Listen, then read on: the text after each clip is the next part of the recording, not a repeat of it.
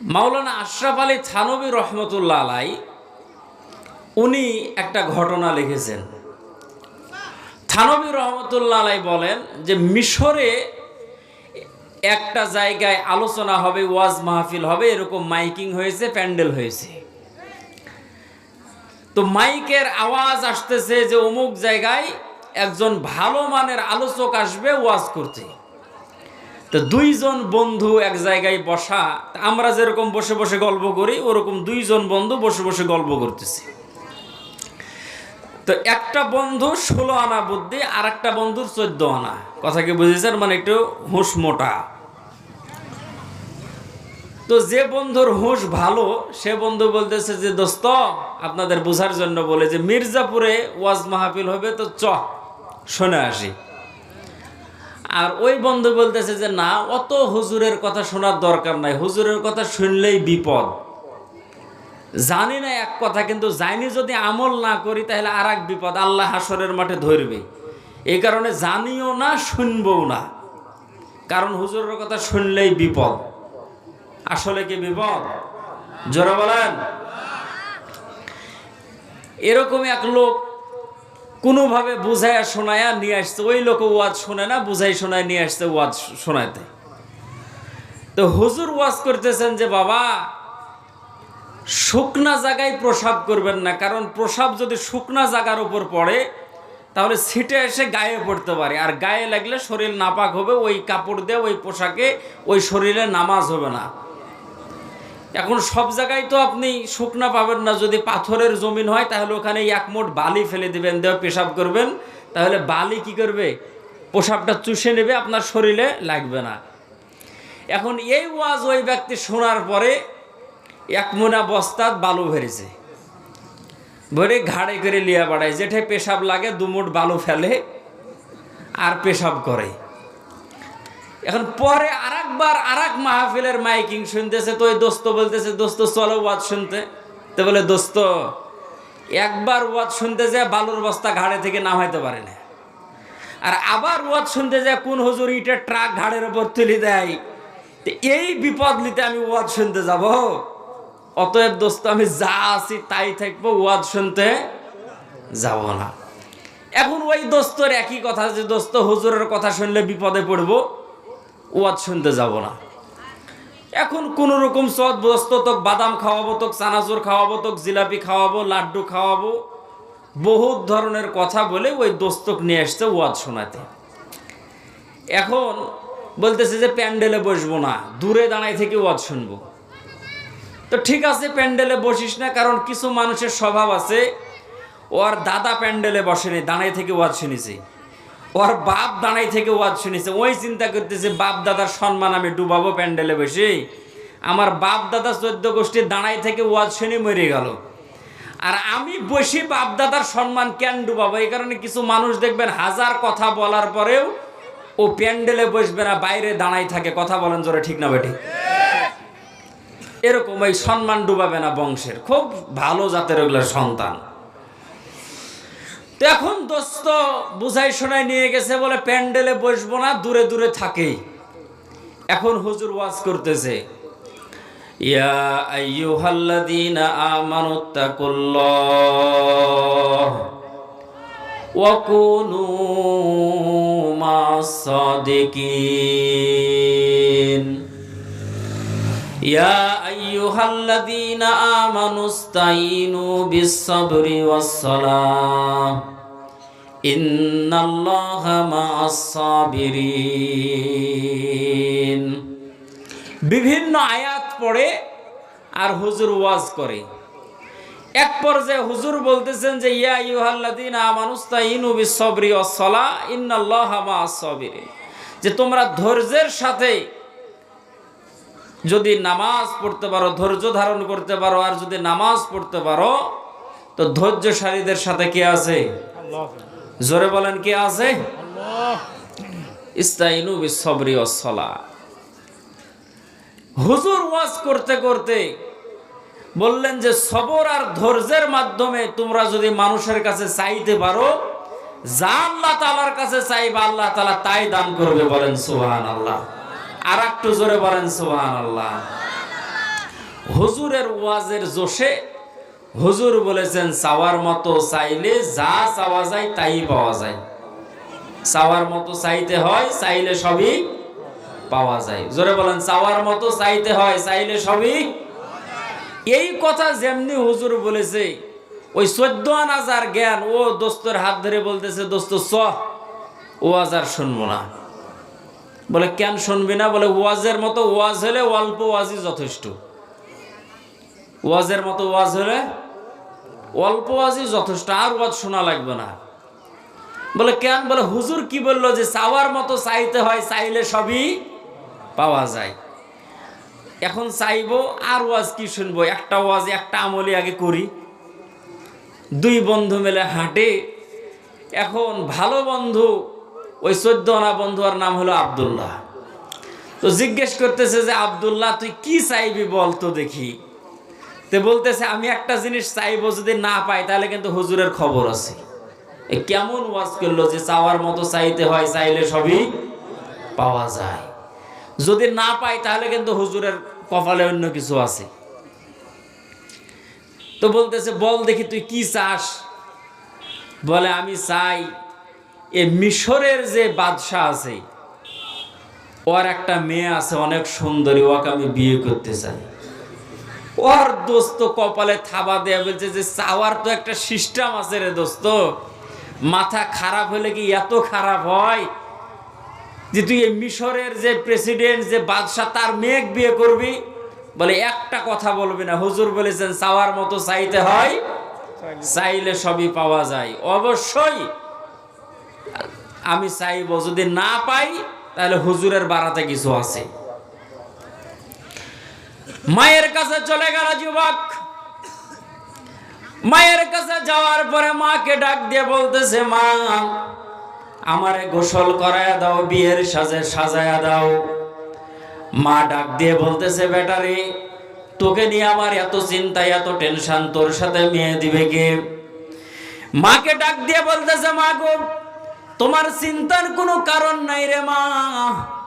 আজকে ওয়াজ শোনার জন্য গেছিলাম, হুজুর বলেছে চাওয়ার মতো চাইতে হয়, চাইলে সবই পাওয়া যায়। আমি চাওয়ার মতো চেয়েছি এই দেশের যে বাদশাহ তার মেয়েকে আমি বিয়ে করব, তুমি আমারে পোশাক পরায়া দাও। মা ঝাড়ু দিতেছিল, হাতের কাছে ছিল ঝাঁটা, ঝাঁটা লিয়া দিয়েছে একটা ধাওয়া। আরে চাওয়ারও তো একটা ঢং থাকা দরকার, তুই কি চাস? চাওয়ার কি তোর কোনো ঢং আছে নাকি? মায়ের তাড়া দেখে দৌড়িয়া পালাই। আল্লাহর বান্দা যে পোশাক ছিল সেই পোশাকটা পরে ওই বাদশার বাড়িতে চলে গেছে। বাড়িতে যাওয়ার পরে দরজার মধ্যে নক করে দারোয়ান যে ছিল, দারোয়ান দরজাটা খুলে দিয়েছে। দারোয়ান জিজ্ঞেস করতেছে, তুমি কে? তুমি কোথা থেকে এসেছো? বলে আমার নাম আব্দুল্লাহ। বলে তোমার নাম আব্দুল্লাহ? প্রেসিডেন্টের নাম হলো আব্দুল্লাহ হাসান, মানে 2 আব্দুল্লাহ। জোরে বলেন, কয় আব্দুল্লাহ? এই যে পাগল গেছে ওর নাম হলো আব্দুল্লাহ, আর প্রেসিডেন্টের নাম হলো আব্দুল্লাহ হাসান। বলতেছে কোথা থেকে আপনি এসেছেন? বলে অমুক গ্রাম থেকে এসেছি। দারোয়ান ডাক দিয়ে বলতেছে, আপনি কেন এসেছেন? বলে তোমাকে বলা যাবে না, বলে আমাকে না বললে ভিতরে যাইতেও দেব না। আব্দুল্লাহ পড়ে গেল বেকায়দায়। ডাক দিয়ে বলতেছে, আমার এখানে আসার কারণ হলো বাদশার যে একটা মেয়ে আছে, ওই মেয়েটাকে আমি বিয়ে করতে চাই। দারোয়ান বলতেছে, মেয়েকে তো আমি আপা বলি, তাহলে তো তুমি আমার দুলা ভাই, তাহলে আসো তোমাকে একটু আমি নাস্তা করাই। দারোয়ান ওর ঘরের ভিতরে নিয়ে যায়। মায়ের কাকে বলে রে ভাই? ইচ্ছা মতো মায়ের, মায়ের না মায়ের। আল্লাহর বান্দার শরীর দিয়ে শুধু খালি রক্ত পড়ে। গভীর রাত্রে ওই রাজা, ওই প্রেসিডেন্ট এসেছে বাসায়। আসার পরে শুনতেছে ঘরের মধ্যে কে যেন কান্না করে। ডাক দিয়ে বলল, কে কান্না করে গো?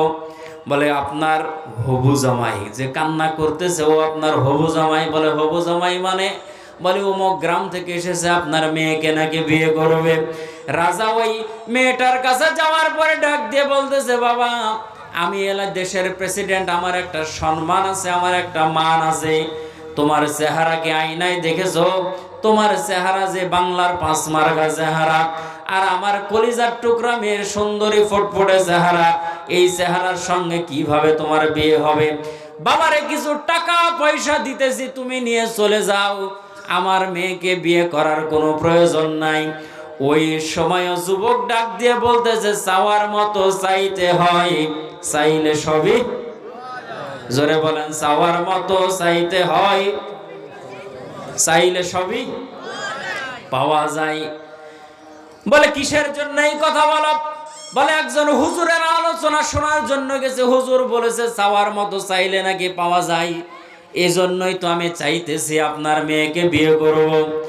বাদশা চিন্তা করলো, না না, এর সঙ্গে মাথা খারাপ করে কোনো লাভ নাই, আমি এখান থেকে চলে যাই। আর বউকে ডাক দিয়ে বলল, শোনো গো, এই তো পাগল এসেছে, ওকে তুমি কোনো রকম বুঝাইয়া পাঠাও, আমার চোখে ঘুম আসতেছে, আমি চলে গেলাম। এখন ওই আব্দুল্লাহ হাসানের স্ত্রী আব্দুল্লাহকে ডাক দিয়ে বলে, আব্দুল্লাহ রে, তোমার সঙ্গে আমি আমার মেয়ের বিয়ে দিতে চাই, তবে একটা শর্ত আছে।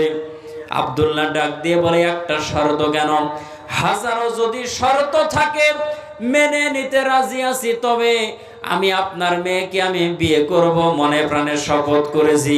বলে কি শর্ত?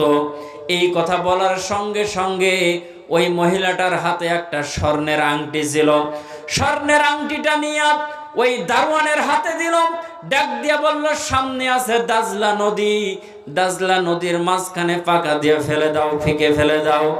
আর আব্দুল্লাহ হাসানকে বলল, তুমি যদি সেখান থেকে আংটিটা খুঁজে যদি বের করতে পারো, তাহলেই আমার মেয়ের সঙ্গে তোমার বিয়ে দেব।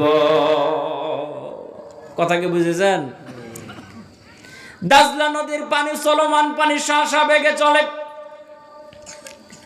হাতের আংটি যখন দারোয়ান হাতের শক্তি দিয়া পাক মেরেছে, নদীর মাঝখানে গিয়া পড়েছে, ওই পানিতে ভেসে যাওয়ার কথা।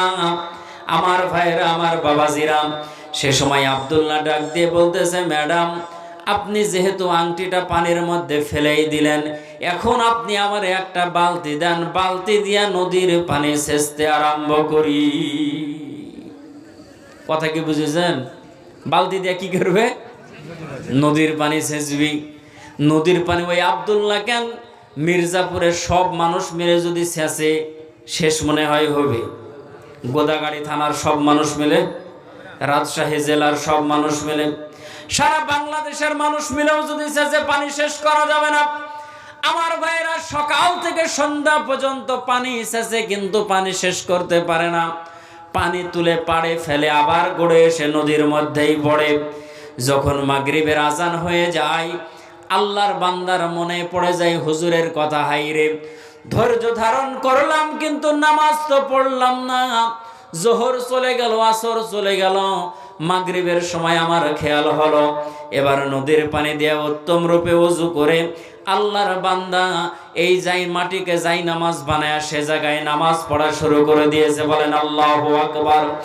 আল্লাহর বান্দা মাগরিবের নামাজ শেষ করার পরে দুই হাত তুলে আল্লাহ পাক রব্বুল আলামিনের কাছে দোয়া করে আর ডাক দিয়ে বলে, আল্লাহ, ওই মহিলা তার মেয়ের সঙ্গে আমার বিয়ে দিবে না, এই জন্য আংটিটা পানির মধ্যে ফেলে দিয়েছে। আল্লাহ, আংটিটা কোথায় আছে আমি জানি না, কিয়ামত পর্যন্ত যদি আমি সেচি, নদীর পানি সেচে আমি শেষ করতে পারবো না, কিন্তু মালিক রে, তুমি তো পারো। পানিতে তোমার যে ফেরেশতা আছে, এই ফেরেশতা দ্বারা আংটিটা আমার হাতে পৌঁছায়া দিতে। ও আরশের মালিক আল্লাহ, তুমি যদি আমার দোয়া কবুল করে থাকো, ওই মেয়েকে আমি বিয়ে করতে চাই, আংটিটা তুমি আমারে পাওয়ায়া দাও। জোরে বলেন আল্লাহু আকবার। আল্লাহর বান্দার দুয়ার মধ্যে এতটাও বিনয় ছিল, চোখের পানি ছেড়ে দিয়ে আল্লাহর বান্দা এমন ভাবে কেঁদেছে। আমার ভাইরা, আল্লাহর বান্দার দোয়া আল্লাহর দরবারে কবুল হয়ে গেল। পানিতে যে ফেরেশতা ছিল, পাহাড়ে যে ফেরেশতা ছিল, আল্লাহ পাক রব্বুল আলামিন নির্দেশ করলেন, এরে পাহাড়ের ফেরেশতা, এরে পানির ফেরেশতা, আমি আল্লাহ পাক রব্বুল আলামিন তোমাদেরকে নির্দেশ করতেছি, তাড়াতাড়ি যাও। ওই আব্দুল্লাহ মাগরিবের নামাজ শেষ করার পরে যখন বালতিটা নিয়ে যখন আবার পানি শেষ করা শুরু করবে, প্রথম বালতির মধ্যেই তুমি আংটিটা ঢোকায়া দাও। জোরে বলেন সুবহানাল্লাহ। এবার প্রথমবার বিসমিল্লাহ বলে পানি ছাঁচা শুরু করেছে। প্রথমবার পানি নিয়ে কেবল পাড়ে ঢেলেছে, অমনিতেই দেখলো সোনার আংটি চকচক করে জ্বলতেছে। বলেন সুবহানাল্লাহ। আংটিটা হাতে করে নিয়া এইভাবে এখন বীরের বেশে চলে আসতেছে আব্দুল্লাহ। দারোয়ানের সঙ্গে দেখা। দারোয়ান বলতেছে, কি ব্যাপার, বিয়ে করার শখ মিটে গেল নাকি? তুই বিয়ে করবি না? বলে, বিয়ে করব না মানে? অবশ্যই বিয়ে করব।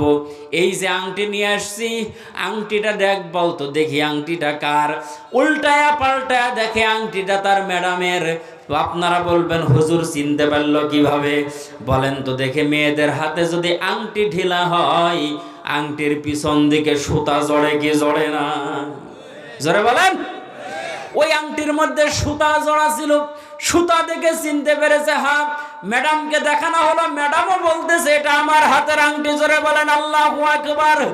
এবার দারোয়ান চোখের পানি ছেড়ে দিয়া কান্দে, হাই রে হাই, কোন আল্লাহর ওলির শরীরের মধ্যে আমি আঘাত করেছি। নিঃসন্দেহে আল্লাহর ওলি, তাছাড়া নদীর ভিতর থেকে আংটি তুলে আনা কোনো সময় সম্ভব না। কথা বলেন জোরে, ঠিক না ব্যাঠিক? এবার ওই মহিলা ডাক দিয়ে বলতেছে, হ্যাঁ, তুমি যেহেতু আংটি তুলতে পেরেছ, তোমার সঙ্গে আমার মেয়ের বিয়ে দিয়ে দিব। ওই বাদশার কানে যখন খবর চলে গেল, বাদশাও ডাক দিয়ে বলল, না না, আমরা যেটা কথা দিয়েছি সেটাই কথা, বিয়ের আয়োজন করো, সেই আব্দুল্লাহর সঙ্গে আমার মেয়ের বিয়ে হবে। জোরে বলেন সুবহানাল্লাহ। এখন আব্দুল্লাহকে বিয়ে পড়ানোর জন্য রেডি করতেছে, গোসল করাই। গোসলের পানি আব্দুল্লাহর শরীর বেয়ে বেয়ে পড়ে, সাথে সাথে চোখের পানিও গড়ায়া গড়ায়া পড়ে। আব্দুল্লাহকে নতুন পোশাক পরাই, সাথে সাথে তার শরীর থেকে চোখ থেকে পানিগুলো গড়ায়া গড়ায়া পড়ে। লোকজনগুলো ডাক দিয়ে বলে, আব্দুল্লাহ রে, তুই কিসের জন্য কান্না করতেছিস? আজকে তো তুই বাদশার মেয়েকে বিয়ে করবি, তোর তো আনন্দের কথা, কিন্তু তুই চোখের পানি ছেড়ে দিয়ে কান্দিস, কারণটা কি? আব্দুল্লাহ ডাক দিয়ে বলে, না রে না,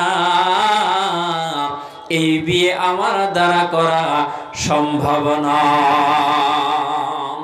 লোকজন ডাক দিয়ে বলে, কেন বিয়ে করা সম্ভব না? বলে, এই প্রশ্নের উত্তর তোদেরকে দিতে পারবো না। বিয়ের আসর থেকে আব্দুল্লাহ বিয়ের পোশাক পরে সামনের দিকে দৌড় দিয়েছে, সাথে সঙ্গীরা পিছনে পিছনে দৌড়াই তাকে তাড়ায়া ধরেছে। ধরানোর পরে এক জায়গায় দাঁড় করায় তাকে জিজ্ঞেস করতেছে, কেন তুই বিয়ে করবি না? বিয়ের জন্য এত মার খাইলি, বিয়ের জন্য আংটি পর্যন্ত নদীর পানি ছেঁচে বের করলি, কিসের জন্য বিয়ে করবি না? আব্দুল্লাহ চোখের পানি ছেড়ে ডাক দিয়ে বলে, ওরে ভাই, ওরে আমার লোকেরা, এই দুইটা ঠোঁট দিয়া দোয়া করলে যে আল্লাহর দরবারে এত তাড়াতাড়ি কবুল হয়ে যাবে, এটা যদি আমি আগে জানতাম তবে এই বাদশার মেয়েকে চাইতাম না, এই দোয়া আমি আল্লাহকে চাইতাম। জোরে আওয়াজ দিয়া বলেন আল্লাহু আকবার। যেই দুইটা ঠোঁটের দোয়া আল্লাহ পাক রব্বুল আলামিনের কাছে কবুল হয়ে গেছে, এই দোয়া আমি অন্য কারো কাছে, এই ঠোঁট আমি অন্য কোনো কাজে ব্যয় করব না। এই ঠোঁট দিয়ে শুধু আল্লাহ পাক রব্বুল আলামিনের জিকির করব আর তার সঙ্গে দোয়া করব। জোরে বলেন সুবহানাল্লাহ। আমার ভাইয়ের, আমার বাবাজিরা, এই জন্য আল্লাহ পাক রব্বুল আলামিন কার কপালে কোন সময় হেদায়েত রাখবেন এটা বলা যায় না। এই জন্য যেখানে কোরআনের মাহফিল হবে সেখানেই আসা দরকার, সেখানেই বসা দরকার, সেখানকার কথাই শোনা দরকার। কারণ কার কথায় কখন কার হেদায়েত হবে কেউ বলতে পারে না। কথা বলেন জোরে, ঠিক না ব্যাঠিক? সম্মানিত ভাইয়েরা আমার, দুনিয়ার জমিনে যারা রাজনীতি করে, যে যে নেতাকে অনুসরণ করে চলে, প্রত্যেকেই নিজ নিজ নেতার জীবনী সম্পর্কে মোটামুটি ধারণা রাখে। কিন্তু আমরা এমন এক হতভাগা মুসলমান, আমরা দাবি করি আমরা বিশ্বনবীর উম্মত দাবি করি, কিন্তু নবীজির জীবনী সম্পর্কে আমাদের অনেকেরই জানা নাই। কথা বলেন জোরে, ঠিক না ব্যাঠিক? আপনাদের সামনে আমি যে আয়াতে কারিমা তেলাওয়াত করেছি, আল্লাহ পাক রব্বুল আলামিন বলেন, লাকাদ কানা লাকুম ফি রাসূলিল্লাহি উসওয়াতুন হাসানা। আল্লাহ পাক রব্বুল আলামিন বলেন, উত্তম চরিত্র দিয়া নবীকে দুনিয়ার মধ্যে পাঠিয়েছি, নবীর মধ্যেই রয়েছে তোমাদের জন্য উত্তম চরিত্র। জোরে বলেন আল্লাহু আকবার। আর একটু জোরে বলেন আল্লাহু আকবার। এ পর্দার অন্তরালের মা বোনেরা, খেয়াল করে শুনবেন গো মা, কারণ আপনাদের মতোই যে একজন মহিলা ছিল, এই মহিলাই সর্বপ্রথম আমার নবীজিকে জেনেছে, নবীজয়ের পরিচয় পেয়েছে। নবুয়ত প্রাপ্তির আগেও আমার নবীজিকে মহিলারা চিনত, নবুয়ত প্রাপ্তির পরেও মহিলারাই সর্বপ্রথম নবীজিকে চিনেছে। আল্লাহর রাসূল যে সময় দুনিয়ার মধ্যে আসে নাই, সে সময়ে সর্বপ্রথম যিনি নবীজির পরিচয় পেয়ে নবীজিকে ভালোবেসেছিলেন, তিনিও ছিলেন একজন মহিলা। জোরে বলেন সুবহানাল্লাহ। আমার নবীজির বাবার নাম আব্দুল্লাহ, মায়ের নাম আমিনা, দাদার নাম আব্দুল মুত্তালিব, চাচার নাম আবু তালিব। নবীজি আমার কুরাইশ বংশে জন্মগ্রহণ করেছেন। নবীজি আমার দুনিয়ার মধ্যে 63 বছর বেঁচে ছিলেন আমার ভাইয়েরা। তারপরে দুনিয়ার সফর শেষ করে নবীজি আমার কবরের জগতে চলে গেছেন। এখনো মদিনায় যদি যান আমার ভাইয়েরা, আপনাদের দোয়ায় আমি নবীজির রওজা জিয়ারত করেছি। দুনিয়ার মধ্যে কত দামি দামি আতর ব্যবহার করেছি। মক্কা মদিনার মধ্যে প্রতিদিন 36,000 লিটার আতর সুগন্ধি ব্যবহার করা হয়, সেই সমস্ত কাজে ব্যবহার করা হয়। কিন্তু নবীজির রওজার সামনে আপনি যখন গিয়া দাঁড়াবেন, নবীজির রওজার ভিতর থেকে এমন এক ঘ্রাণ আসে, এই ঘ্রাণ দুনিয়ার কোথাও পাওয়া যায় না। জোরে বলেন সুবহানাল্লাহ। জান্নাতুল বাকির মধ্যে গেলে আলাদা ঘ্রাণ আসে, মনে হয় যেন সাহাবীগুলোর কবর থেকে জান্নাতের ঘ্রাণ আসতেছে। বলেন আল্লাহু আকবার।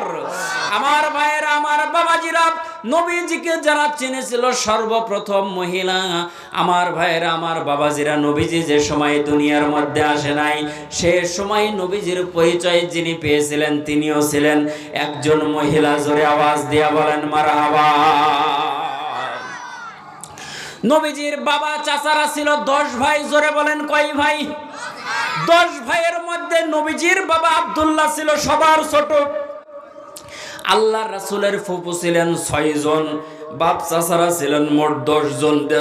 16 জন সন্তানের জনক ছিলেন আব্দুল মুত্তালিব। জোরে বলেন সুবহানাল্লাহ। আর আমাদের সন্তান একটা আর 1.5টা। কথা বলেন জোরে, ঠিক না বে ঠিক? বেশি সন্তান নিতে চায় না অনেকেই, বলে বেশি সন্তান নিলে কি খেতে দিবি। কথা বলেন, বলে কি বলে না?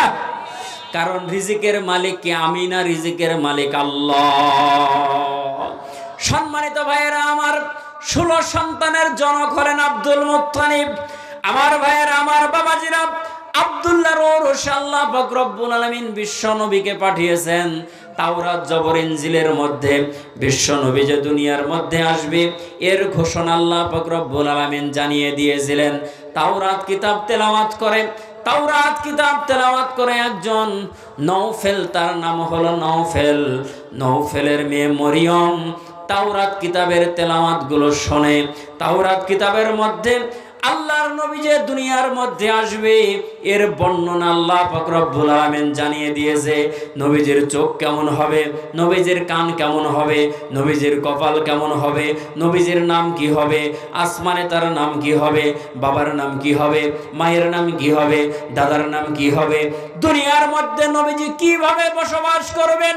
এক পর্যায়ে লেখা ছিল, ওই জাতির জন্য বড় দুর্ভাগ্য, যেই জাতি নবীজিকে পাবে কিন্তু সেই জাতি নবীজিকে থাকতে দিবে না।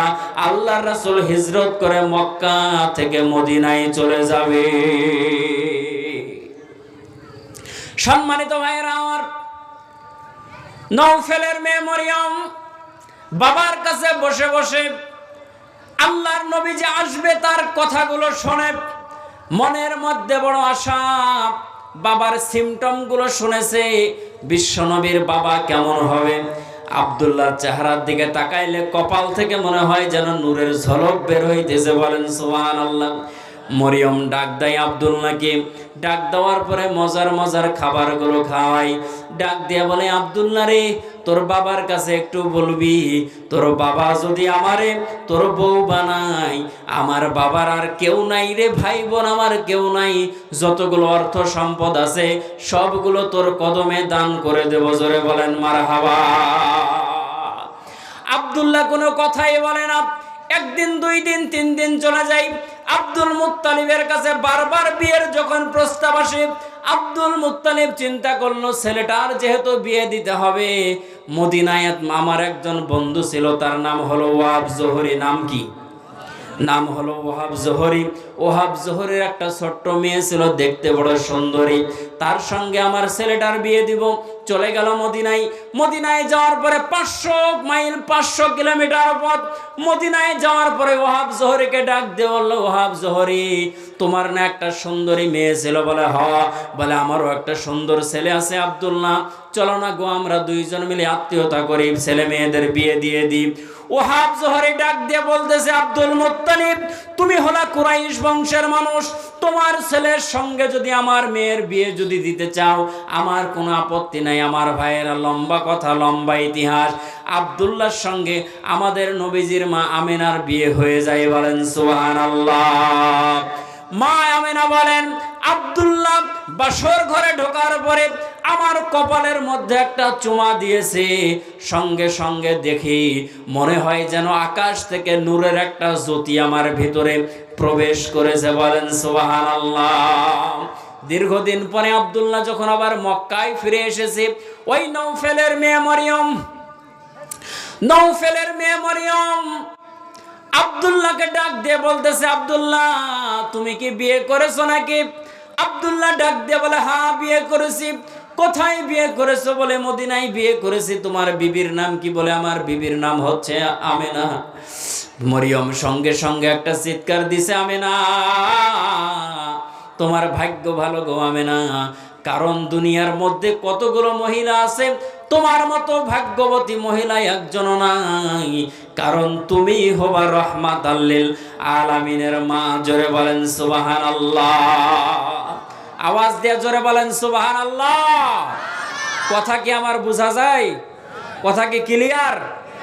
সম্মানিত ভাইয়েরা আমার, নওফেলের মেয়ে মরিয়ম কোনো কথাই বলে না আব্দুল্লাহর সঙ্গে। অন্যদিন গল্প করে, আজ কোনো কথা বলে না। আব্দুল্লাহ ডাক দিয়ে বলে, কিসের জন্য আমার সঙ্গে তুমি কথা বলো না? বিছানার উপরে উপড়ো হয়ে কান্দে।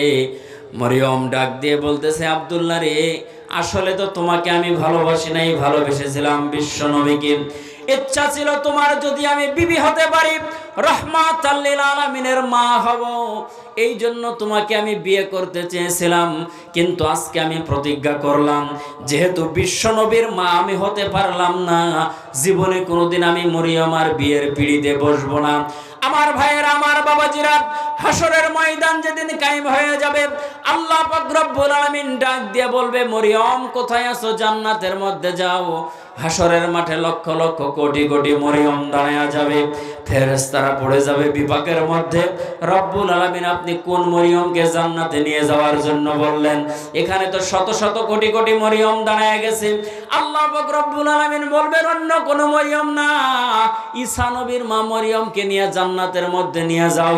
অন্যান্য মরিয়মদের ঠোঁটগুলো কাঁপতে থাকবে, গালগুলো থরথর করে কাঁপতে থাকবে, চিন্তায় পেরেশানিতে শরীরগুলো ঘামতে থাকবে। অন্যান্য মরিয়মরা আল্লাহর দরবারে বলতে থাকবে, আল্লাহ কি অপরাধ করলাম?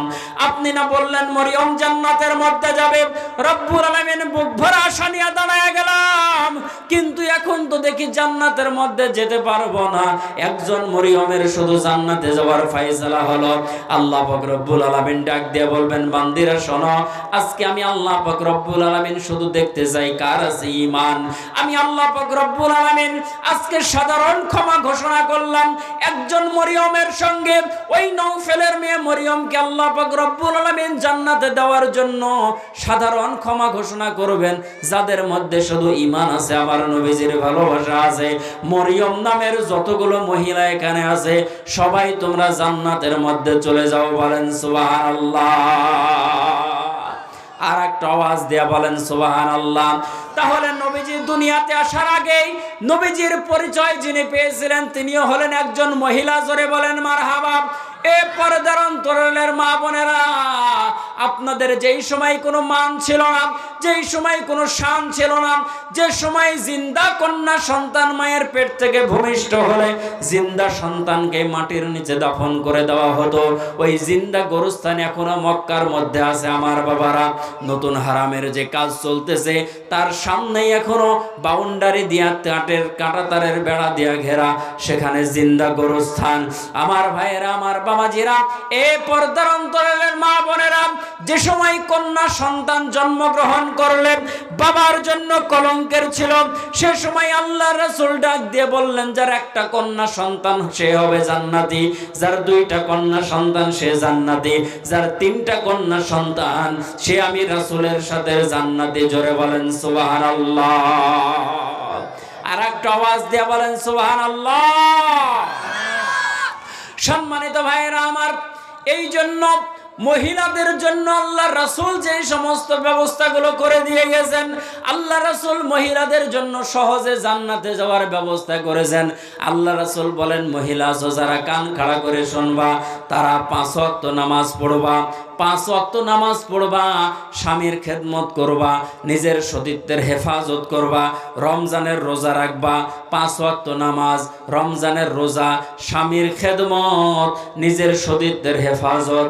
আল্লাহ রাসূল বলেন, এই 4টা কাজ যদি মহিলারা করতে পারে, আল্লাহ পাক রব্বুল আলামিন তাদের জন্য জান্নাতের 8টা দরজা খুলে দিবে। যেই দরজা দিয়ে ইচ্ছা সেই দরজা দিয়া মালিকের জান্নাতে প্রবেশ করবে। জোরে বলেন সুবহানাল্লাহ। তাহলে মহিলাদের আমল কয়টা? জোরে বলেন কয়টা? 1 নাম্বার 5 ওয়াক্ত নামাজ, 2 নাম্বার রমজানের রোজা, 3 নাম্বার স্বামীর খেদমত, আর 4 নাম্বার হলো সতীত্বের হেফাজত। কিন্তু মহিলারা বলবে, হুজুর নামাজ পড়বো, রোজা করব, নিজের সতীত্বের হেফাজত করব, কিন্তু স্বামীর খেদমত করতে পারবো না। এরকম মহিলা বুঝি মির্জাপুরে নাই? আছে? হুজুর ওয়াজ করেছে যে, শোনেন, যদি কোনো মহিলা স্বামীকে গোসল করার জন্য পানি গরম করে দেয়, তা আল্লাহ পাক রব্বুল আলামিন এই পানিকেও আল্লাহ পাক রব্বুল আলামিন নেকের পাল্লায় ওজন দিবে। বলেন সুবহানাল্লাহ। এই কথা শোনার পরে এক লোক বাড়িতে যাওয়ার পরে বলতেছে, বো তো মানুষের আছে রে, আমাদেরও একটা আছে, তো গরম সাইজ উঠে না, তে গরম পানি। এখন ওর বউ বলতেছে, এত আফসোস, বড় ধান উসানা হাঁড়িত করে 1 হাঁড়ি পানি গরম করেছে। এখন আমাদের সাধারণ অভ্যাস হলো যে গোসলের আগে মানুষ প্রসাব পায়খানায় যায়, এখন ওই পানি নিয়ে প্রসাব করার জন্য গেছি। এখন প্রসাব করার পরে পানি একটু তাক করে দিতে হয় না, যে কটটুক গরম আছে। যেমনি পানি দিয়েছে ভাই, বেড়ার পায়খানা ভাঙ্গি সামনের দিক দৌড়ার, খালি হুজুরে গেলাই যে কোন হুজুর ওয়াজ করে চলো যে স্বামী গরম পানি করে দিতে হবে। মা বোনের আবার এরকম করেন না যে মরি ফেলে দেওয়ার বুদ্ধি, এই কাজ আবার করা যাবে না। সম্মানিত ভাইয়েরা আমার, এই জন্য অনেক মহিলা আছে স্বামীর খেদমত করতে চায় না। কথা বলেন জোরে, ঠিক না ব্যাঠিক? হযরতে আলী রাদিয়াল্লাহু তাআলা আনহু বাড়িতে আসলেন। হযরতে আলী রাদিয়াল্লাহু তাআলা আনহু বাড়িতে আসলেন, আসার পরে দরজার মধ্যে নক করলেন।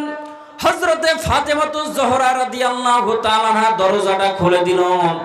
হযরতে আলী রাদিয়াল্লাহু তাআলা আনহু বাড়ির মধ্যে প্রবেশ করলেন। হযরতে ফাতেমাকে ডাক দিয়ে বলতেছেন, ফাতেমা গো, তুমি কি ঘুমাও নাই? সঙ্গে সঙ্গে ডাকার সঙ্গে সঙ্গে তুমি দরজাটা খুলে দিলাম।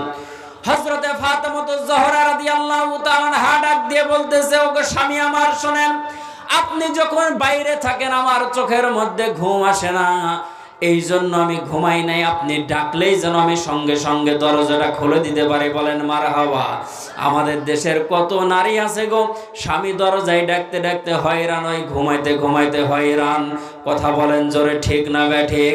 আমার মা বোনেরা খেয়াল করে শোনেন, আপনার স্বামী যদি অফিস থেকে বাড়িতে আসে, আপনার স্বামী যদি বাইরে কাজ থেকে যদি বাড়ির মধ্যে আসে, আপনি যদি তার জন্য ঠান্ডায় 1টা গ্লাস পানি নিয়ে যদি দাঁড়ায় থাকতে পারেন, তাই বলে ঠান্ডার দিন আবার ফ্রিজের পানি নিয়ে দাঁড়ায় থাকা যাবে না। কথা বলেন ঠিক না ব্যাঠিক? যে হুজুর বলল ঠান্ডা পানি, অতএব ঠান্ডা পানি নিয়ে দাঁড়ায় থাকবো। গরমের সময় যদি হয় ঠান্ডা পানি নিয়ে দাঁড়ায় থাকবেন, আর যদি ঠান্ডার সময় হয় গরম পানি নিয়ে দাঁড়ায় থাকবেন। কথা বলেন ঠিক না ব্যাঠিক? আল্লাহর নবী বলেন, স্বামী যদি বাইরে থেকে আসে কোন স্ত্রী যদি তাকে এক গ্লাস পানি যদি পান করায় দিতে পারে, আল্লাহর নবী বলেন সারা দুনিয়ার যত মানুষ আছে, পিপাসিত যত মানুষ আছে, সমস্ত মানুষকে পানি পান করালে যে সওয়াব আল্লাহ পাক রব্বুল আলামিন ওই মহিলার আমলনামার মধ্যে সমপরিমাণ সওয়াব দান করবেন। বলেন সুবহানাল্লাহ। এটা কি চারটিখানি কথা? এ পর্দার অন্তরালের মা বোনেরা, ঘর বাড়ি প্রতিদিন ঝাড়ু দেওয়া লাগে, উঠান ঝাড়ু দেওয়া লাগে, বাড়ির আঙ্গিনা ঝাড়ু দেওয়া লাগে। আল্লাহর নবী সাল্লাল্লাহু আলাইহি ওয়াসাল্লাম বলেন, কোন মহিলা যদি হাতের মধ্যে ঝাড়ু নাই, বিসমিল্লাহ বলে নিজের ঘর বাড়িগুলো যদি সুন্দরভাবে পরিষ্কার করে, আর জবানে যদি আল্লাহ পাক রব্বুল আলামিনের জিকির যদি জারি রাখে, সুবহানাল্লাহ, আলহামদুলিল্লাহ, লা ইলাহা ইল্লাল্লাহ, আল্লাহু আকবার, এই ধরনের জিকিরগুলো যদি চালু রাখে, বিসমিল্লাহ বলে যদি ঝাড়ু দেওয়া যদি শুরু করে দেয়, আল্লাহ পাক রব্বুল আলামিন তাকে খানায় কাবা ঝাড়ু দেওয়ার মতো সওয়াব দান করবেন। বলেন সুবহানাল্লাহ। হযরতে ফাতেমাতুজ জোহরা রাদিয়াল্লাহু তাআলা আনহা ডাক দিয়ে বলেন, স্বামী গো, আপনি ডাকার সঙ্গে সঙ্গে যেন দরজা খুলে দিতে পারে, এই জন্য আমি দরজার কাছে দাঁড়ায়া থাকি।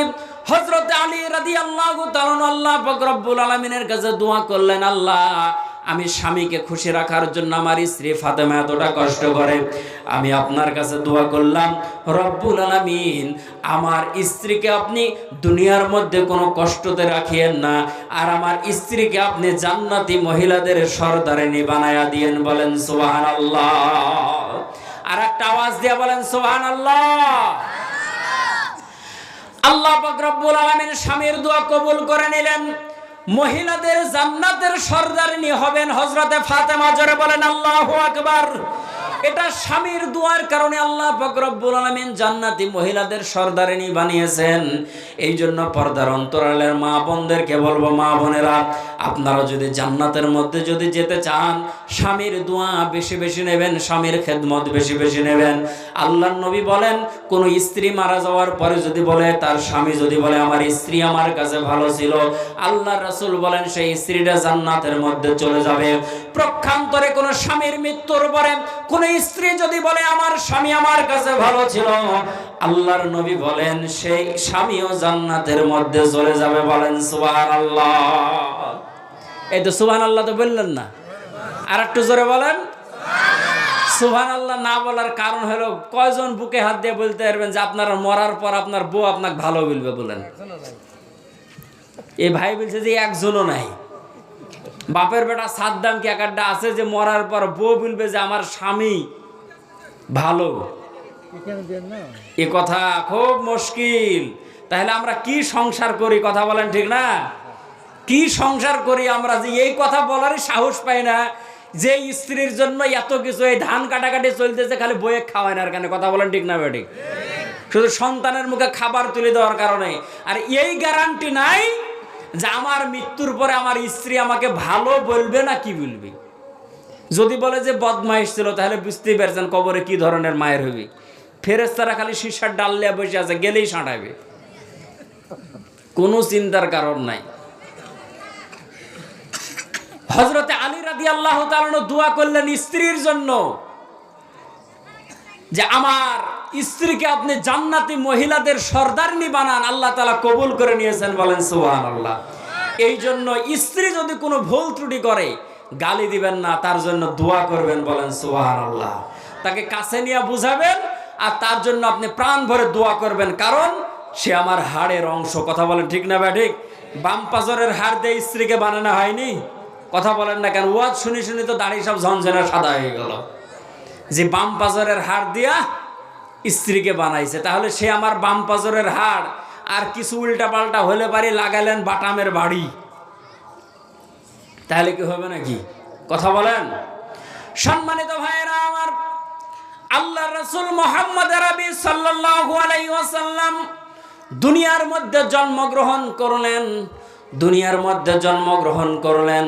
সে সময় একজন মহিলা আল্লাহর রাসূলের পরিচয় পেয়েছিলেন, সে হলো হালিমাতুস সাদিয়া রাদিয়াল্লাহু তাআলা আনহা। জোরে বলেন মারহাবা। সম্মানিত ভাইয়েরা আমার, নবীজি আস্তে আস্তে আস্তে আস্তে সমাজের মধ্যে বড় হতে থাকে। কিন্তু নবীজি ছোট থাকতে অনেকগুলো মুজিজা আল্লাহ পাক রব্বুল আলামিন প্রকাশ করেছিলেন। কিসের জন্য কথাগুলো বলতেছি? আমার ভাইয়েরা, আমরা বিশ্ব নবীর উম্মত বলে দাবি করি, কিন্তু নবীজির চরিত্র সম্পর্কে আমাদের জানা নাই, নবীজির জীবনী সম্পর্কে জানা নাই। নবীজি যেদিন 3 দিনের বাচ্চা, জোরে বলেন কয়দিন? আওয়াজ দিয়া বলেন কয়দিন? নবীজি আমার 3 দিনের বাচ্চা। নবীজির চাচা হযরতে আব্বাস রাদিয়াল্লাহু তাআলা আনহু বলেন, আমি তখনও পর্যন্ত মুসলমান হই নাই। আমি শুনলাম আমার যে ভাই আব্দুল্লাহ মারা গেছে, আমার ভাই আব্দুল্লাহর ঘরের মধ্যে একটা সন্তান জন্মগ্রহণ করেছে। প্রথম দিন সময় পাইলাম না, দ্বিতীয় দিন সময় পাইলাম না, তৃতীয় দিন আব্দুল্লাহর সন্তান মোহাম্মদকে দেখার জন্য তার বাড়ির কাছাকাছি চলে গেলাম। বাড়ির কাছে যাওয়ার আগে আগেই মনে হয় যেন গুনগুন করে কে যেন গান গাইতেছে, বলেন সুবহানাল্লাহ। হযরতে আব্বাস বলেন, কাছাকাছি গেছি, আমার ভাই আব্দুল্লাহর বাড়ি দেখা যায়। বাড়ির ভিতরে বেড়া দিয়া ঘেরা, খেজুর পাতা দিয়ে ঘেরা। ওই জায়গার মধ্যে দেখতেছি দোলনার ভিতরে আমার ভাতিজা মোহাম্মদকে শোয়ানো আছে, কিন্তু মোহাম্মদের দোলনাটা কেউ নড়ায় না, দোলনাটা এমনিতেই নড়ে। জোরে বলেন সুবহানাল্লাহ। আর একটু জোরে আওয়াজ দেয়া বলেন সুবহানাল্লাহ। আমার ভাইয়েরা, আমার বাবাজিরা, হযরতে আব্বাস বলেন, শুধু তাই নাই, 3 দিনের বাচ্চা দেখে আঙ্গুল উঁচা করে এইদিকে ঘোরাই। আমি চিন্তা করলাম 3 দিনের বাচ্চা কে ঘোরায়, 3 দিনের বাচ্চা কি করতেছে, আঙ্গুল কিভাবে ইশারা করতেছে। আমি ওপরের দিকে তাকায় দেখি আমার ভাতিজা মোহাম্মদ যেই দিকে আঙ্গুল ঘোরায়, আকাশের চাঁদও সেই দিকে চলে যায়, বলেন সুবহানাল্লাহ।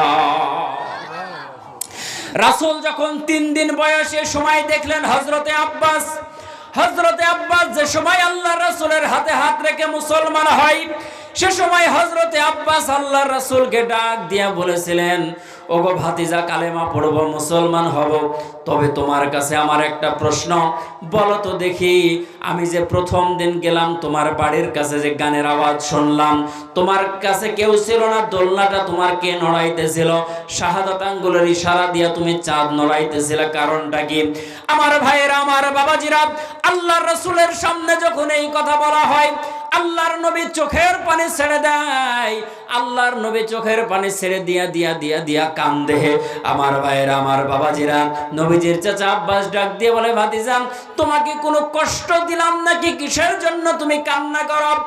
আমার নবী ডাক দিয়ে বলতেছেন, চাচা, ওই সমস্ত দিনের কথা যদি আমার মনে হয়ে যায়, আমি চোখের পানি ধরে রাখতে পারি না। কিসের জন্য রে ভাতিজা, তোমার কি কষ্টের কথা আমার সামনে খুলে বলো। নবীজির চাচা হযরতে আব্বাস যখন এই কথা বলে, নবীজি ডাক দিয়ে বলেন, চাচা গো, যখন কোনো সন্তান জন্মগ্রহণ করে, একবার মা কোলে নেয়, একবার বাবা কোলে নেয়, একবার আত্মীয় স্বজন কোলে নেয়, বাচ্চাকে গান শোনায়। আমি যখন জন্মগ্রহণ করেছি, পেটে থাকতে আমার বাবা মারা গেছে, আমার মা সংসারের কাজগুলো করত, আমাকে গান শোনানোর মতো দুনিয়ার মধ্যে কেউ ছিল না। আল্লাহ পাক রব্বুল আলামিন ফেরেশতাদেরকে ডাক দিয়ে বলেছিলেন, ফেরেশতারা রে, আমার বন্ধু যাতে করে কষ্ট না পায়, আমার বন্ধু যতক্ষণ দোলনার মধ্যে শুয়ে থাকবে, তোমরা ফেরেশতারা চারিদিকে ঘুরবা আর আমার বন্ধুকে জান্নাতি গানগুলো শোনাইবা। জোরে বলেন সুবহানাল্লাহ। ভাতিজা, আমি তো দেখলাম তোমার দোলনাটা কে নড়াইতেছিল, মানুষ জানা নাই। আমার নবী কান্দে আর ডাক দিয়ে বলে, চাচা, আমার দোলনাটা নড়ানোর মতো কেউ ছিল না। আমার দোলনাটা কে নড়াবে? আমার ভাই নাই, আমার বোন নাই, আমার আত্মীয় স্বজন কেউ আসে না।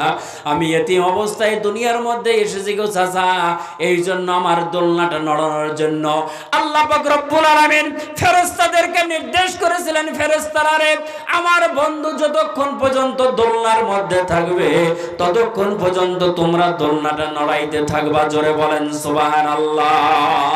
এ ভাতিজা শোনো, আকাশের মধ্যে তুমি ইশারা করলে চাঁদ কেন নড়ে? আমার নবীর কান্না বেড়ে যায়, ডাক দিয়ে বলে, চাচা,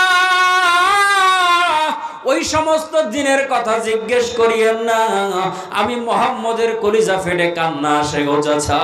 চাচা গো, সন্তান জন্মগ্রহণ করলে বাবা যায়, আত্মীয় স্বজন গুলো যায় সন্তানের জন্য খেলনা কেনার জন্য।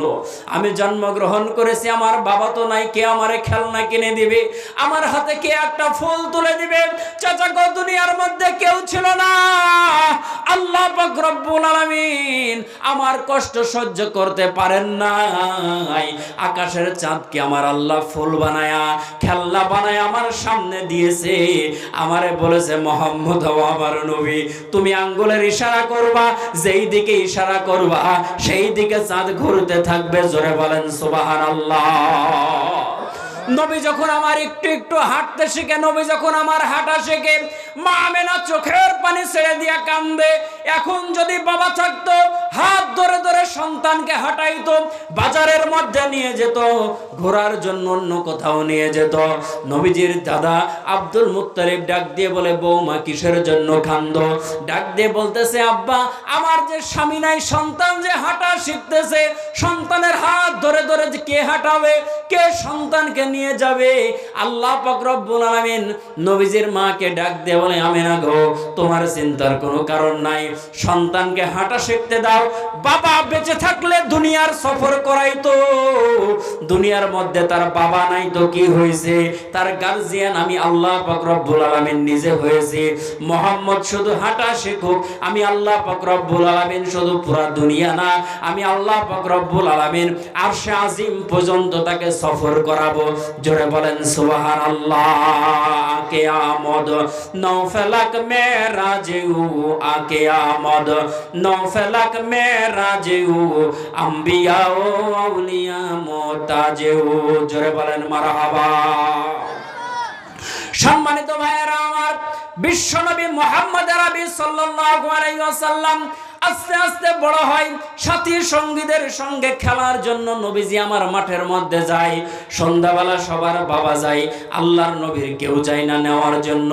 একদিন দুই দিন পার হয়ে গেলে এতিম নবী আমার মায়ের গলা ধরে কান্দে, ডাক দিয়ে বলে, মা, আমার বাবা কেন আসে না? সবার বাবা আসে, আমার বাবা কেন আসে না আমাকে নেওয়ার জন্য? হযরতে আমেনা কান্দে আর ডাক দিয়ে বলে, বাবারে, এমন সময় বাবার কথা বললি, তোর বাবার কথা মনে হলে তো আমি আমেনা চোখের পানি বন্ধ করতে পারি না। সম্মানিত ভাইয়েরা আমার, নবীজি আস্তে আস্তে আস্তে আস্তে বড় হলেন। আল্লাহ পাক রব্বুল আলামিন নবীজিকে ডাক দিয়ে বললেন, নবীজি, ইতিম বানায় আপনাকে দুনিয়ার মধ্যে আমি আল্লাহ তাআলা পাঠিয়েছি, তবে আপনাকে আমি আল্লাহ তাআলা অসহায় বানাই নাই। আমি আল্লাহ পাক রব্বুল আলামিন আপনার গার্জিয়ান দিয়েছি দুনিয়ার মধ্যে, আর আপনাকে দেখভাল করার দায়িত্ব, বড় করার দায়িত্ব, আপনাকে হেফাজত করার দায়িত্ব আমি আল্লাহ পাক রব্বুল আলামিন নিজ হাতে নিয়েছি। আপনার উপরে মামলা হতে পারে, হামলা হতে পারে, কিন্তু কোন কাফেরের হাতে আপনার জীবন যাবে না, কারণ হায়াত আর মওতের মালিক আমি আল্লাহ নিজের হাতে রেখেছি। জোরে বলেন সুবহানাল্লাহ। আমার ভাইয়েরা, নবীজি আমার বড় হলেন আস্তে আস্তে। মক্কার লোকেরা নবীজিকে বলতো আল আমিন। আল্লাহর নবীকে এতটা বিশ্বাস করত, নিজের বাবাকেও বিশ্বাস যতটা না মানুষ করে, তার চাইতে বেশি বিশ্বাস আল্লাহর রাসূলকে করত মক্কার লোকেরা। আল্লাহর রাসূলকে আল আমিন বলে ডাকে, আল্লাহর রাসূলকে আল আমিন বলে, বিশ্বাসী বলে, আমানতদার বলে। আমার ভাইয়েরা, আমার বাবাজিরা, কিন্তু সেই নবী যখন কালেমার দাওয়াত দিয়েছিলেন, আল্লাহর নবীর ওপরে চলেছিল নির্যাতনের স্টিম রোলার। কথা বলেন আওয়াজ দিয়া, ঠিক বললাম না বে ঠিক? যেই নবীর শরীরের মধ্যে মশা বসা হারাম ছিল, যেই নবীর শরীরের মধ্যে মাছি বসা হারাম ছিল, সেই নবীর শরীরের মধ্যে তায়েফের ময়দানে কাফেররা আঘাত করে রাসূলের শরীরকে রক্তাক্ত করেছিল। কথা বলেন জোরে, ঠিক না বেঠি? সম্মানিত ভাইয়েরা আমার, তাহলে আল্লাহ পাক রব্বুল আলামিন নবীজিকে ইতিম বানায়া দুনিয়ার মধ্যে পাঠিয়েছেন, কিন্তু নবীজিকে আল্লাহ পাক রব্বুল আলামিন এত সুন্দরভাবে লালন পালন করলেন যে ইতিমের যে কষ্ট, যে দুঃখ নবীজির কলিজার মধ্যে ছিল, কিন্তু আল্লাহর নবীকে শারীরিকভাবে কেউ কষ্ট দিবে সেই পর্যন্ত আল্লাহ তাআলা দিতে দেন নাই। কারণ মা মারা গেছে, বাবা মারা গেছে, দাদার কাছে থেকেছে, চাচার কাছে থেকেছে, শেষ পর্যন্ত হযরতে আম্মাজান খাদিজাতুল কুবরা রাদিয়াল্লাহু তাআলা আনহা ঢাল হিসাবে আল্লাহর রাসূলের কাছে ছিলেন। বলেন সুবহানাল্লাহ। এই জন্য বলেন নবীজি ইতিম বানিয়ে দুনিয়ার মধ্যে পাঠিয়েছি। কেন বানিয়েছি জানেন? আল্লাহ পাক রব্বুল আলামিন বলেন নবীজি আপনাকে আমি ইতিম বানিয়ে দুনিয়ার মধ্যে এই কারণে পাঠিয়েছি, কারণ দুনিয়ার মানুষগুলো ইতিমরে বড় ভালোবাসে, বড় মহব্বত করে। ওগো নবীজি ইতিম বলেও যদি আপনাকে কেউ ভালোবাসে আর মহব্বত করে, আমি আল্লাহ পাক রব্বুল আলামিন তাকেও জান্নাত দান করব। জোরে বলেন সুবহানাল্লাহ। সম্মানিত ভাইয়েরা আমার, নবীজির বয়স যখন 9 বছর, জোরে বলেন কয় বছর? নবীজির বয়স যখন 9 বছর, নবীজির চাচা আবু তালিবের কাছে থাকে আমার নবীজি। আবু তালিব তার সংসারের মধ্যে টানাপড়া দেখায়, অভাব দেখায়। আমাদের সংসারের মধ্যে এক এক সময় অভাব দেখা যায় কি যায় না? জোরে বলেন অভাব দেখা যায় কি যায় না? আবু তালিবের সংসারের মধ্যে যখন অভাব দেখা গেল, সে চিন্তা করলো জীবনের শেষ বয়সে এসে একবার সিরিয়া সফরের জন্য যাব, ব্যবসায়ী সফর করব। আমার ভাইয়েরা, আমার বাবাজিরা সাথী সঙ্গীদেরকে ডাক দিয়ে বলল, শোনো আমার ভাতিজা আছে মোহাম্মদ, তাকে মোটেও বলা যাবে না যে সফরের মধ্যে যাব, কারণ সে যদি জানতে পারে আমাদের সঙ্গে সেও যেতে চাইবে। আবু তালিব কোনো সময় চাই না ভাতিজাকে কষ্ট দেবে। ডাক দিয়ে বলে, মোহাম্মদ রে, আমার সন্তান আলীর মুখে যদি আমি খাবার দিতে নাও পারি, কিন্তু তোমার মুখে আমি খাবার দেবই দেব। বলেন সুবহানাল্লাহ। কিন্তু আমার ভাইয়েরা, আল্লাহর রাসূল যখন নবীজির চাচা যখন সফরের জন্য যখন প্রস্তুতি গ্রহণ করলেন, আমার নবী ডাক দিয়ে বলে, চাচা কোথায় যাবেন? বলে সফরে যাব। কোথায় যাবেন সফরে? বলে ব্যবসায়ী সফরে, সিরিয়ায় যাব। আমার নবী ডাক দিয়ে বললেন, চাচা এই বয়সে আপনি একাই যেতে পারবেন না, আমিও আপনার সাথে যাব। আমাদের দেশের ছেলেমেয়েরা বাবার কাজে সহযোগিতা করতে চায় না, মায়ের কাজে সহযোগিতা করতে চায় না। আমার নবী 9 বছর বয়সে চাচার কাজে সহযোগিতা করতে চায়। সুবহানাল্লাহ বলেন। সম্মানিত ভাইয়েরা আমার, নবীজি যখন নাসরবান্দা যখন চাচার পিছন ধরে নিল, চাচার সঙ্গে সিরিয়া সফরের দিকে যখন রওনা হলো, মাঝ পথে এক জায়গায় এক ব্যক্তি থামায়া দিল নবীজিকে, এবং থামায়া দিল সেই কাফেলা। এক জায়গায় তাঁবু টাঙ্গানো আছে, সেই জায়গায় খ্রিস্টান একটা পাদ্রী বসে আছে। খ্রিস্টান পাদ্রী তাওরাত জবর ইনজিল কিতাব নিয়ে মক্কা নগরী থেকে যেই সমস্ত কাফেলাগুলো যায়, ওই সমস্ত কাফেলাগুলোর মধ্যে যদি 9 বছরের কোনো বাচ্চা থাকে, ওই বাচ্চার সঙ্গে তার সিমটমগুলো, নিদর্শনগুলো মিলাই। কারণ তাওরাত জবর ইনজিল কিতাবের মধ্যে আল্লাহ পাক রব্বুল আলামিন বিশ্বনবীর ঘোষণা করেছিলেন যে 9 বছর বয়সে বিশ্বনবী তার চাচার সঙ্গে সিরিয়া সফর করবে। বলেন সুবহানাল্লাহ। আমার নবীজি চাচার সঙ্গে সিরিয়ার পথে এক জায়গায় মাল সামানাগুলো রাখা হলো। সেই জায়গায় মেহমানখানা, সবাই জানে মেহমানখানায় মেহমানদারি নেওয়ার জন্য সবাই যখন মেহমানখানায় যায়, আমার নবী মুরব্বীদেরকে সম্মান করে ডাক দিয়ে বলল, আপনারা সবাই চলে যান সে জায়গায় খাওয়ার জন্য, আমি এখন যাব না। আপনারা সবাই যখন খাওয়া দাওয়া করে আসবেন তারপরে আমি যাব। আল্লাহ রাসূল মুরব্বীদেরকে সম্মান করে আল্লাহ রাসূল একটা মরা গাছের গোড়ায় গিয়ে বসলেন। কিন্তু আমাদের দেশের যুবক যারা আছে, চায়ের স্টলে যা মুরব্বিক সিনা মারায় যে, কাকা চা খাওয়া হয়নি, সরেন এখন আমি বসবো। কথা বলেন ঠিক না বেটে? এরকম ছোড়াপড়া মির্জাপুরে মনে হয় নাই? মুরব্বিক বলতেছে, কাকা কতক্ষণ বসে থাকবেন, এখন সরেন আমরা একটু বসি। আল্লাহ রাসূল মুরব্বীদেরকে সম্মান করে নিজে দূরে গিয়ে বসলেন।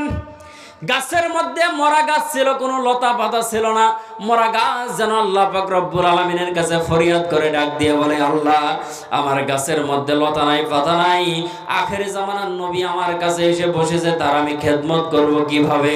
আমার কাছে যদি পাতা না থাকে তাকে আমি ছায়া দেব কিভাবে? গাছের ফরিয়াদ আল্লাহ পাক রব্বুল আলামিন কবুল করে নিলেন। নবীজির মুজিজা আল্লাহ পাক রব্বুল আলামিন প্রকাশ করলেন। মরা গাছ রাসূলের বসার কারণে সঙ্গে সঙ্গে জিন্দা হয়ে গেছে। বলেন সুবহানাল্লাহ। ওই রাহেব পাদ্রী ডাক দিয়ে বলতেছে, এখানে তোমাদের যে কাফেলা চলতেছে, কাফেলার সরদারকে লোকজন ডাক দিয়ে বলল, আমাদের কাফেলার সরদার হলো আবু তালেব। আবু তালেবকে ডাক দিয়ে বলল, আবু তালেব তোমাদের সঙ্গে কি আর কেউ নাই? বলে একজন আছে। বলে কে? আমার সন্তান। জোরে বলেন কে?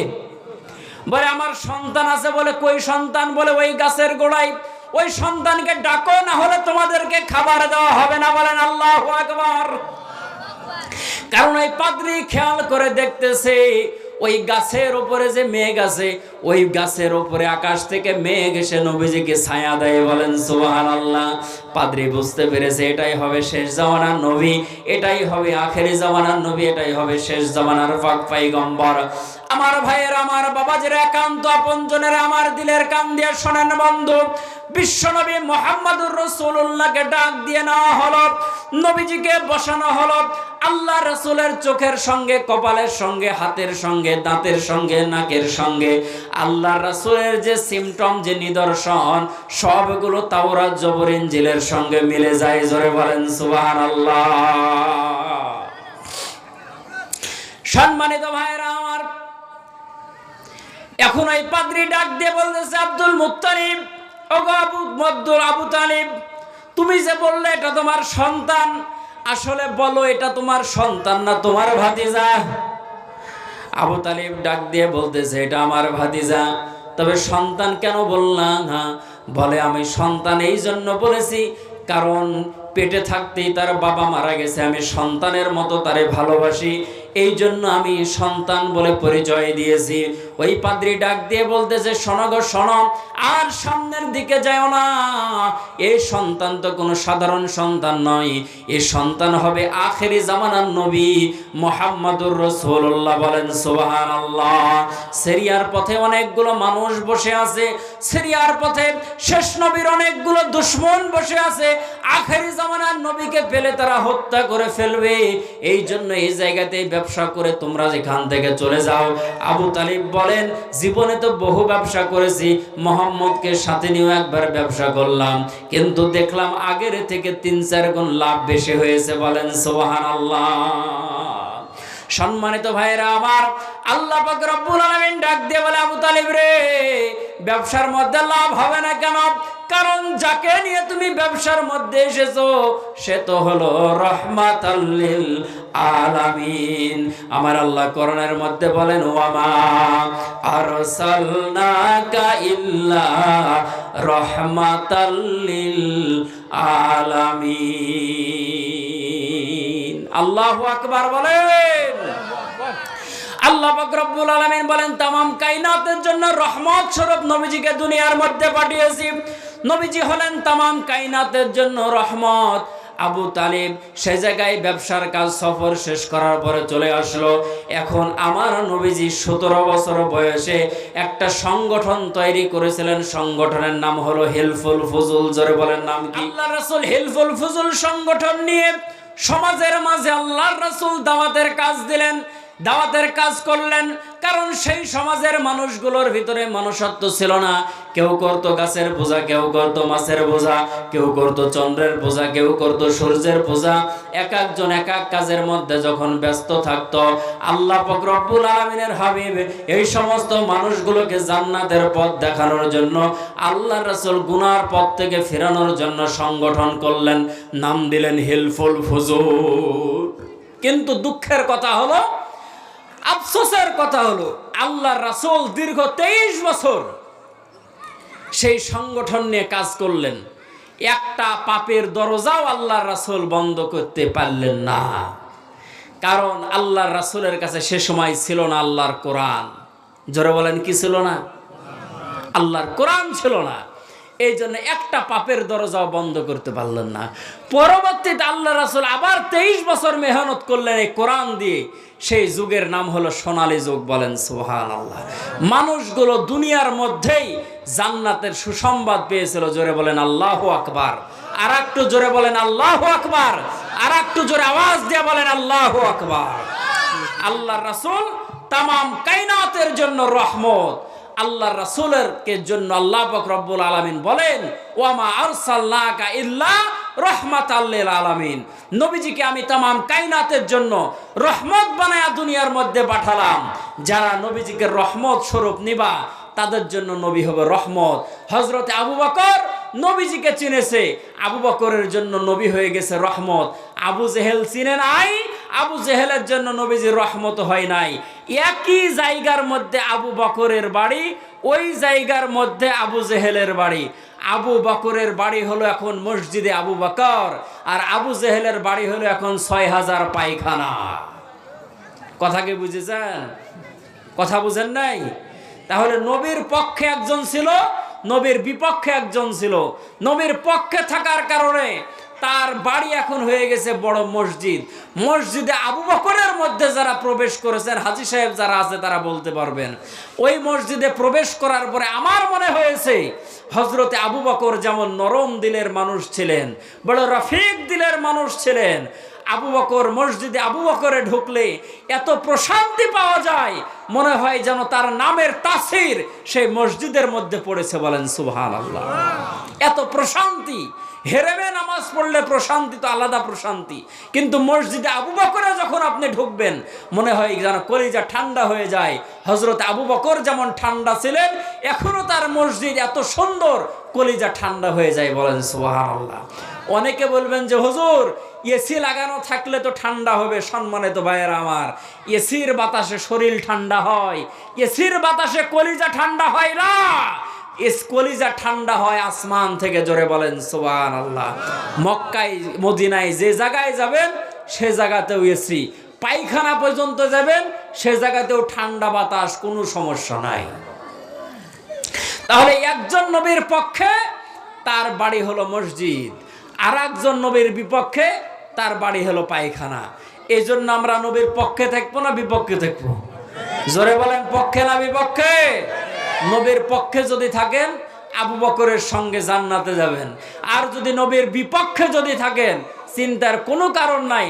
আবু লাহাব, আবু জেহেল, উতবা, সাইবা, ওলীদ ইবনে মুগীরা যারা জাহান্নামের কীট, তাদের পাশে দাঁড়ায় হবেন ওখানেই ফিট। কথা বলেন জোরে, ঠিক না বেঠিক? খালি কপালে থাপড়াবেন, হাই হাই আবু জেহেলের পাঁজরে কেন আসলাম। হাজিরা আবু জেহেলের ওই পায়খানা ঢোকার পরে ওদের যে মুসান, চিন্তা ভাবনা হয় যে আবু জেহেলে পাইলে যে হাজিরা কি করতো আল্লাহ ভালো জানে।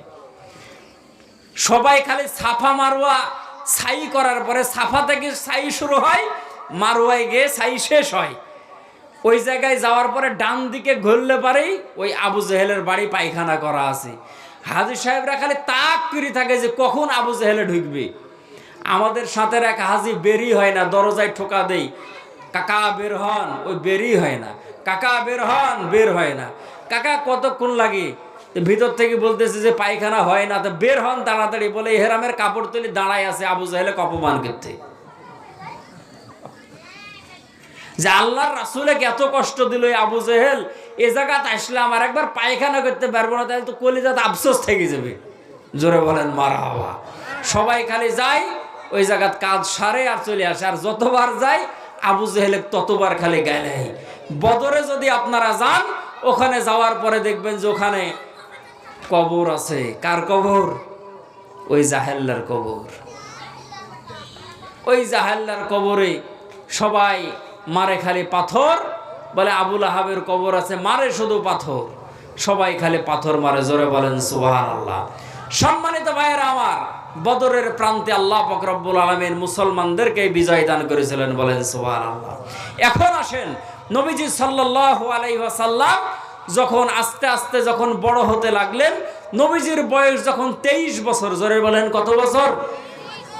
23 বছর। তখন নবীজি চাচা আবু তালিবকে বলতেছেন যে চাচা, একাই সংসারে আর কতই আপনি কাজ করবেন, আমাকে একটু কাজ দেন, আমি একটু কাজ করি। বলেন সুবহানাল্লাহ। নবীজির চাচা আবু তালিব ডাক দিয়ে বলতেছে, ভাতিজা তুমি যদি মাঠের মধ্যে কাজ করতে যাও, মক্কার রৌদ্রের যে তাপ তোমার শরীরের মধ্যে লাগবে, এটা আমি সহ্য করতে পারবো না, তোমাকে আমি কাজে দিতে পারবো না। বলে না, আমার কোনো সমস্যা নাই, আমি কাজ করব, আমার কোনো সমস্যা নাই। কোথায় কাজ পাওয়া যায়? এর মধ্যেই খবর পাওয়া গেল হযরতে খাদিজাতুল কুবরা রাদিয়াল্লাহু তাআলা আনহার বাসায় কাজের মানুষ নেবে। আবু তালিব যাওয়ার পরে ডাক দিয়ে বলল, আবু তালিব যাওয়ার পরে ডাক দিয়া বলল, খাদিজা গো শোনো, আমার একজন ভাতিজা আছে মোহাম্মদ, 23 বছর বয়স, যদি তোমার কাজে মানুষ লাগে তাহলে তুমি নিতে পারো। হযরতে খাদিজাতুল কুবরা রাদিয়াল্লাহু তাআলা আনহা ডাক দিয়ে বলল, অন্যান্য পোস্টে আমার মানুষগুলো নিয়োগ দেওয়া হয়ে গেছে, একটা মানুষের আমার প্রয়োজন, সেটা হলো ছাগল চরানোর রাখালের আমারও প্রয়োজন। জোরে বলেন মারহাবা। নবীজির চাচা চোখের পানি ছেড়ে দিলেন, ডাক দিয়ে বললেন, না না, আমার ভাতিজাকে রোদ্রে আমি পাঠাতে পারবো না, ছাগল চড়াতে আমি দিতে পারবো না। নবীজি আল্লাহর নবীর কাছে আসার পরে নবীজির চাচা আবু তালিব আল্লাহর নবীর কাছে আসার পরে ডাক দিয়ে বললাম, মোহাম্মদ গো শোনো, ছাগল চড়ানোর কাজ ছাড়া বুঝি তার কাছে আর কোনো কাজ নাই, এই জন্য এই কাজে আমি তোমাকে দিতে পারবো না।